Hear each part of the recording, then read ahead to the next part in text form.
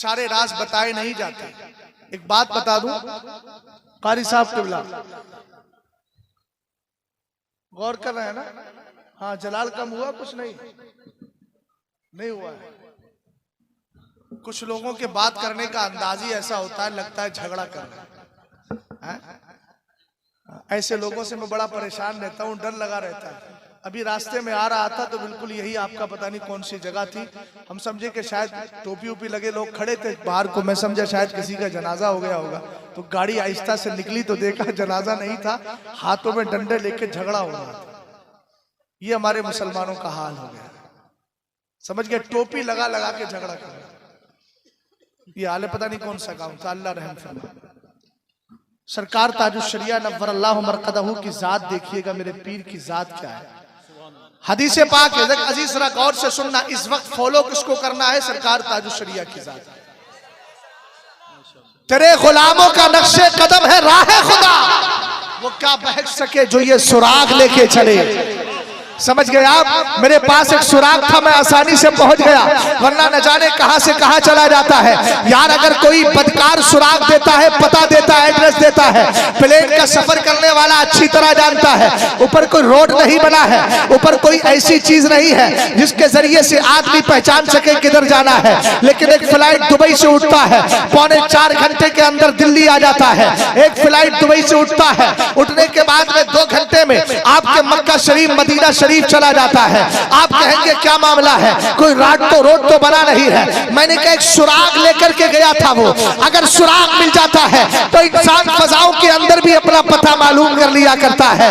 ये तो दुनियावी सुराग है, लेकिन जिसको सुराग शरीयत का मिला हो और कैसा मिला हो, ऐसा सुराग जिस सुराग के अंदर अबू बकर सिद्दीक अकबर की जात है, हमारे फारूक आजम की जात है, उस्मान गनी की जात है, मौलाए कायनात की जात है। अभी नकीब इजलास कह रहे थे, नकीब इजलास बोल रहे थे ताजुश्शरिया की विलायत पे हमला ना करो, उनकी विलायत को सरकारे मौलाए कायनात ने संभाला है। मैं कह रहा हूं हाँ, ये बात हकीकी है, इसलिए कि सरकार ताजुश्शरिया की एक करामत रही, बहुत सारी करामतें मंजरे आम पर आई है। एक बात मैं बताता हूं, मेरे नबी फरमाते हैं रुब्बा अशसा अकबरासी तमरैनी ला युबउ बिही लौ अक़समा अलल्लाहि ला अबर्रा। सरकार फरमाते हैं अल्लाह के कुछ ऐसे बंदे हैं, जरा मेरी तरफ तवज्जो करे भाई, बात में कर लेना, जरा ध्यान से मेरी बात को सुन। क्या कहा मेरे सरकार ने? फरमाया अल्लाह के कुछ ऐसे बंदे होते हैं जिनकी दाढ़ी बिखरी हुई है, बाल बिखरे हैं, देखने में लगते हैं बिल्कुल मस्त हैं, मगर अल्लाह की बारगाह में उनका कमाल क्या है?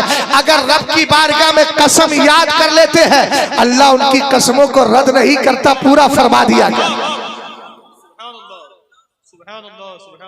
ये मैं सनद भी उसकी दे रहा हूँ जिसने खुद करीब रहकर बहुत फैज हासिल किया, हजरत मौलाना आशिक साहब। एक दिन हम लोग प्रोग्राम में जा रहे थे, कहने लगे, मैंने कहा मेरे पीर की कोई बात तो बताओ। कहने लगे एक बार ऐसा हुआ कि 3 बच्चियां जवान थी, पर्दे की आड़ में आके कहने लगी आशिक भाई अब्बा से दुआ तो करा दो, हमारा बाप बड़ा गरीब है, रिश्ता तो कर दिया है मगर लोग जहेज बहुत मांगते हैं। सरकार फरमाते इन्ना आज़मन निकाई अजरन ऐसरु मऊनतन, सबसे ज्यादा सवाब उस शादी में मिलता है जिसमें खर्च बहुत कम होता है। अगर मेरे अजीज इन बातों पे तवज्जो करें तो ये भी एक मुस्तकिल पहलू है। अगर शादियां आसान कर लोगे ना तो मेरी बहुत सारी बच्चियां इस्लाम से जो फिर रही हैं वो इस्लाम के करीब ही रही। अर्ज करूंगा चूंकि हुक्म हुआ था तो मैं उसी की तामील कर रहा हूँ, और उसी के बाद में फिर मैं एक पैगाम जो देना था वो पैगाम भी दे दूंगा। चूंकि मेरा काम तो ये हो गया है, तकरीरों में सबकी दिलजोई ही करता हूँ, समझ गए ना? कोई कहता है इस पे बोल देना, कोई कहता है इस पे बोल देना, कोई कहता है इस पे बोल देना, तो सबका दिल रखने की बात करता हूँ। हालांकि फितरी तौर पे मुझे एक उन्वान पे बुलवाया जाए तब मुझे भी अच्छा लगता है, और सुनने वालों को फिर एक पूरी मालूमात मिल जाती है। कई सालों तक तो मैं इसी पे अमल करता रहा, लेकिन अब मसला यह है, मजबूरी भी है, जाहिर सी बात है, डॉक्टर अगर मर्ज के मुताबिक इलाज नहीं करेगा तो फिर मसला हल कैसे? सुभान अल्लाह की सदा तो बुलंद हो जाएगी। गौर फरमा रहे हैं ना? हाँ, मोहब्बत से जरा बोल जाए सुभान अल्लाह। हाँ, अल्लाह सलामत रखे, जरा तवज्जो फरमाना। सरकार ने फरमाया अल्लाह के कुछ ऐसे बंदे हैं जो रब की बारगाह में दुआ करते हैं तो अल्लाह उनकी दुआओं को रद्द नहीं, ऊंचा बोलो, रद्द नहीं फरमाता। अब पीछे लेकर के चलता हूं ताकि ईमान ताजा हो जाए। एक दिन मेरे नबी अलैहिस्सलाम के जहीद साहबी हजरत मौलाए कायनात रज़ियल्लाहु ताला अन्हु मौजूद है, दौरे खिलाफत लगा हुआ है। एक हबशी गुलाम को लाया गया, हजरत इमाम फखरुद्दीन राज़ी फरमाते हबशी गुलाम को लाया गया, लाने के बाद कहा गया हुजूर इसने चोरी की है। कुरान फरमाता है वस्सारिकु वस्सारिकतु फक़्तऊ ऐदियहुमा, चोर चोरनी के हाथ काट लिए जाएं। हजरत मौलाए कायनात रज़ियल्लाहु ताला अन्हु ने उसका हाथ काट दिया। अब कटे हुए हाथ को लेकर के जा रहा है, रास्ते में मुलाकात हो गई सलमान फारसी इब्ने करा से।